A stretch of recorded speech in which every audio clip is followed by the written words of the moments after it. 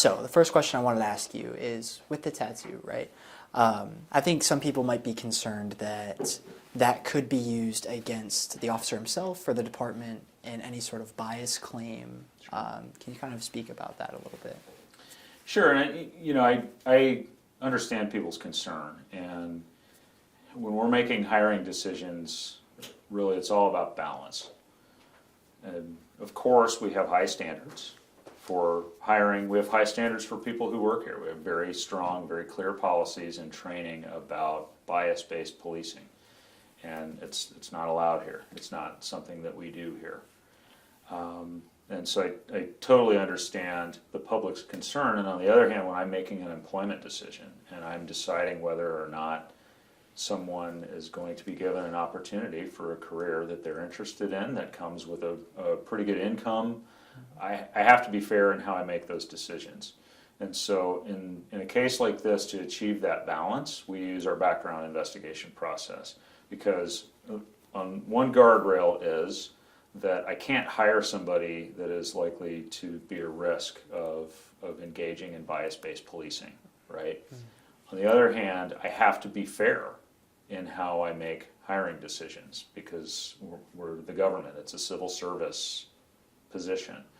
And so in a case like this, we see a tattoo. One of the first questions that we ask people in our background investigation process is to tell us about every tattoo that you have, what it is, when you got it, and what it means. And I can share with you in this case what this individual told us is he's a military veteran. He was in the Marines. He was deployed overseas, and he had this tattoo done when he was in the service, and to him it means resistance to tyranny. So I have his word on that. The other thing that we look at, and just to use the bias and the tattoo issue as an example, is we ask every one of our candidates' references if you've ever seen them engage in or express any bias against any group of people, particularly based on race, ethnicity, gender, sexual orientation, those type of things. In this person's case, we interviewed 22 different people, ranging from relatives, neighbors, people he'd served with in the military, employers, and all of them said that they had never seen that in this candidate. But that's one of the things that we look at, because again, when you see this tattoo that can, to some people, mean a bias, we've got to make sure that that's not what's going on with this person. And then we have a psychological test that everyone that we hire as a police officer has to pass, and one of the things that our psychological test looks for is any indication that that person has those kind of biases. And so, a lot of times people want, in making police hiring decisions, they want to hang their hat on one specific thing. It's rare. Sometimes you do that because it's bad enough. If you have a felony conviction, we're not going to hire you, full stop. But for a lot of what we find in background investigations is ambiguous, and so it's something that we have to explore further. But what a background investigation does, between the background, the polygraph, and the psychological evaluation, is it paints a picture of that person and gives you as good of a sense as you're going to be able to get of any risk involved in hiring them. With people are complicated, and we've seen in this country cases of really serious police misconduct from people we never would have expected it from, based on their background investigation. So it can never be an exact science, but you look at what that total picture tells you about this person's suitability, and in this case, I was comfortable that he is a low risk for creating any kind of bias issues for us. Sure. Just to clarify really quickly, you talked about some of those things with your vetting process, I think is how it's described in the release. Is there anything else added on top of that, or it's the background, it's the polygraph, and then the psychological? That's it? Well, there are job interviews. There's an initial interview that they do with our folks, and then there's an interview with the Police and Firing Commission. We'll try that again. Then there's an interview with the Police and Fire Commission that is actually the ultimate hiring authority. We make a recommendation to the PFC, and then they determine whether to hire the candidate or not. In this case, we recommended that they hire him. They agreed with that recommendation. But one of the steps in the process is a meeting with the PFC and the candidate, where the PFC members get to interview. Okay. I think there are some people, along with their concerns, that the tattoo is involved with the movement, the 3%ers, right? Sure. And it's anti-tyranny, and some people kind of let that go into more violence, and they might be concerned that this person will now be armed with tasers and a pistol. You said that you didn't really have any reservations about him at all in that sense, but just what would you say to them that may have that concern? Yeah, and again, just given the context that we're having this conversation in, I get that concern and I share that concern, and I am never going to hire somebody that I see an indication is going to create that kind of problem for our community. Because the entire police service is based on trust, and our community has to know that they can trust us.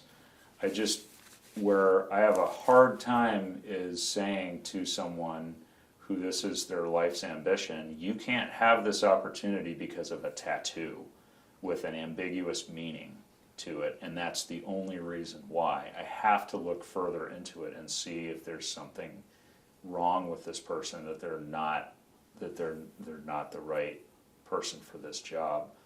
How do you look somebody in the eye and tell them you can't have this dream that you've had because of that tattoo, when you said that the reason why you got that tattoo was because you were serving in the military, and to you it's a symbol of patriotism, and I have no indication otherwise? How do I tell someone that?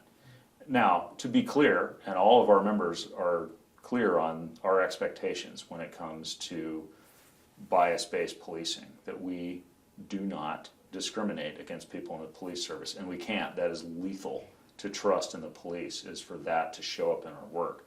And so one thing I would say to our community is, if you ever see bias-based policing from the Green Bay Police Department, we need you to let us know, because we need to make sure we address it, because we can't have that. The entire police service in a democracy is based on the ability of the community to trust the people in this role. And I know I certainly take that very seriously, and so we need to make sure that we are doing absolutely everything that we can to give the public that confidence. Sure. I have a picture that I would like to reference really quickly. So in the written policy for the police department, it says for tattoos that examples of offensive tattoos include, but are not limited to, those that exhibit or advocate discrimination, those that exhibit gang, things like that. But it also includes extremist group affiliation.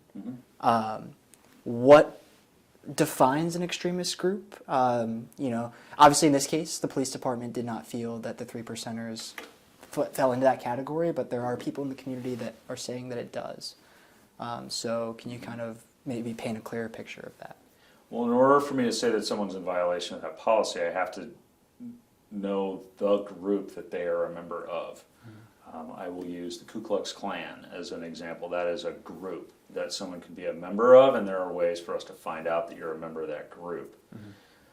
Where it gets a lot trickier is when you see a piece of symbolism on someone in the form of a tattoo that may or may not indicate membership in some kind of group. So, but what you do when you see that ambiguous indicator like that in this candidate is you go looking for any evidence that they are a member of a group whose purpose is antithetical to our values. In this case, there was no evidence that this person is a member of any of these groups. Again, it is, and even if you look at, just gang designations, and to use an example on the opposite side of the spectrum from police officers, gang designations have become very problematic for police departments, and justifiably so, because if you try to really zero in on what is a member of a street gang, it's really hard to make that case for somebody, and then are they always a member of it? And so you've seen even police departments do away with labeling people as gang members, because it's really hard to say at any given moment. In this case of this individual, I have absolutely no objective evidence in a pretty thorough background investigation that this person has ever been a member of any kind of extremist organization, and including what he tells me about the meaning behind the tattoo, and all of the other investigation that we did, including talking to some people that he didn't recommend to us, like neighbors and people he'd lived around in the past. So, again, I go back to that balance of how do I make sure that we're not hiring the wrong people while also being fair to our applicants at a time when it's very hard to find police applicants. We're never going to compromise our standards just to get people in the door. That's a worse problem than having a staffing issue. But I have to be fair to the people who apply here and give them a fair opportunity. And in this case, we were able to be reasonably certain that there's not a risk there. Okay. And are you always right 100% of the time? I mean, in any hiring decision, again, I can think of many examples of police officers who have gone on to cause a lot of harm that if you looked in their background, you never would have seen it coming because there was nothing in there. Mm-hmm. So, that is the thing that keeps me up at night when we're hiring people is, are we missing something? Which is why I make sure our PSD folks are very thorough in their work. Sure.